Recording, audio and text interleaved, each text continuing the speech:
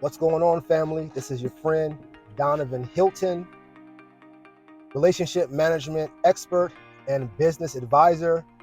Fun fact, for those that don't know, I am a registered Lord of Glencoe in Scotland, courtesy of Highland Titles. I'm building an international brand, particularly in the UK and African diaspora countries. And so you may hear myself or others refer to me as Lord Donovan Hilton. And that's just the situation in that. But ultimately, wanted to connect with you for a few minutes to talk about relationship management, specifically customer service, specifically retention and account management, and how that's so important if you're an entrepreneur or professional looking to get more business or retain the customers that you have, and more importantly, getting those customers to speak and advocate on your behalf to other prospective customers is so important to be able to make sure that you are able to connect with one of the most essential components of your business, which are your customers. And again, this could be a situation where you can be a professional representing a brand, or you are owning your own brand and looking to grow and scale. And I say that because if I'm working for myself or someone else, I've always been skilled with managing relationships. And there's countless times where I'll get positive reviews on Google My Business or other local listings, highlighting my business, my relationship management skills. And so I'm going to read this to you. It's another review that I was given. Mr. Donovan exudes and personifies professionalism. 5 stars. Mr. Donovan exudes and personifies professionalism. What a great conversationalist, and what a great story he has to share. He's an asset to any enterprise. He's an asset to any enterprise. I'm glad I met him. And not everybody has that skill. I've been fortunate to grow up with that skill naturally and really invest in myself as far as getting better in that skill. Excuse me, y'all. And getting better in that skill. And I want you all to take a few tips and keep in mind for you to help maintain and retain and increase your customer base. Because as you can see with the positive review, not only am I able to retain customers, and that customer is able to, or client is able to advocate and refer more business, but when you have a positive review, that really helps your business and your brand, because you might have someone contemplating, if they want to do business with you or not. And if you don't know, and I got to find the source, but 79% of prospective customers do research on your brand and your business online before they make a purchase decision. And those reviews go a long way. And so just want to give you some tips on what to do. Now, first of all, you have to know thyself. I'll say that. And if you're not a people person and you really don't want to deal with people, and I always say, what do you like to do? What are you good at? What do people need? And what are people willing to pay you for? So it starts with what you like to do and what you're good at. And sometimes you got to keep in mind what you like to do and what you're good at are two different things. And then you got to look at, of course, what people need, and most importantly, where they're willing to pay you for. So knowing yourself and knowing what you're good at and what you like to do. If you're not a people person, then I would not really suggest for you to be someone that's going to connect with people when it comes to your business, or you looking for professional employment in your career. Simply because if you're not a people person, it's going to show.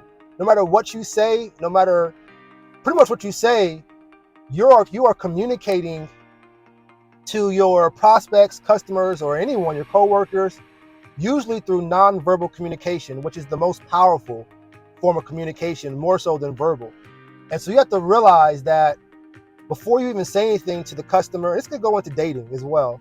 And this is relationship management, civics, all that. But if you are not happy and satisfied in what you're doing, and in this case, dealing with people, it's going to show based upon the way that you maybe present yourself as far as your dress, based upon how you're walking and moving. And then people can really look into your eyes and really see what's going on. They say the window's the eyes to the soul. I don't know if that's true or not, but people can feel all that. They can feel all that. So before you even get into a conversation with someone, know that, if you're not a people's person, or let's say, for example, you're in a professional service industry or any kind of industry where you're dealing with people and that's not your mix. First tip, don't get involved with dealing with people, particularly in sales, marketing, and customer service. Number two, assuming that you enjoy people, you have to realize when it comes to customer service, you're serving the customer.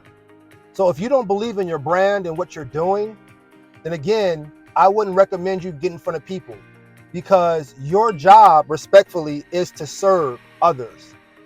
And that takes a form of humility, first and foremost. Now you get into like the personal and the spiritual side, but it takes a form of humility. And okay, we'll make sure we're rolling. It goes into a form of humility.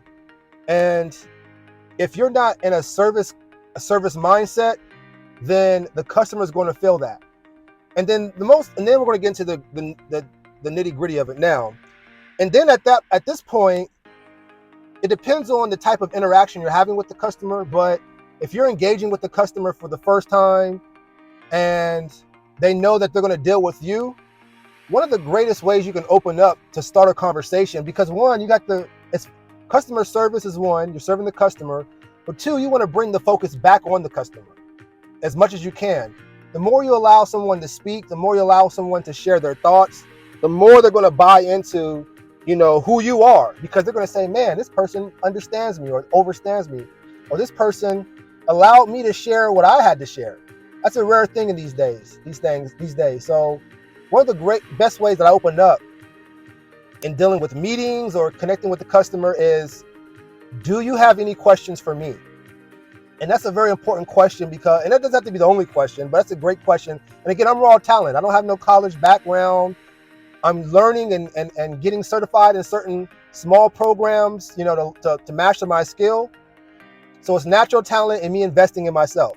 So I don't have, there could be an official way to do it. I don't know, but I've been in business for 7 years, and not only business for myself, but when brands need that professional representation, they either contract with me through my business or I'll take a job. I'm not messed up with that, and represent that brand. So I'm just giving you the best way that I know how I've been able to make it this far. But the point is, what questions do you have for me? From there, you're able to check the temperature of the individual and really see what their focus is. Because a lot of times, especially depending on how you're dealing with the customer, a lot of times this goes into my 5-step checklist and my free 35-minute webinar on how to build working relationships from scratch for your professional needs. A lot of times, less is more. So find out what's important to them. Is there any questions you have for me? No. And if and it looks like they're busy doing something else, you may want to leave it alone. If not, they may have a question for you, and it's just a great opportunity to open up. And based upon what they say, you're able to come up with various talking topics and subjects to keep the conversation flowing. That's a really quick tip. Some really quick tips. If you like this information, thank you for what they say, smashing the like button, the subscribe button, following, liking, sharing. If you felt this message was of any value to you as well, there's a description somewhere at the bottom where you can donate what you felt this message was worth to you. And you can also click the descriptions below to see if you want to check out more information about my consulting firm where we promote corporate brands in urban areas, or you can connect with my advisory firm if you want to connect with me and have an advising session to talk in more detail. Donovan Hilton, wishing you the best and congratulating you in advance for the continued success in your life. Talk to you soon.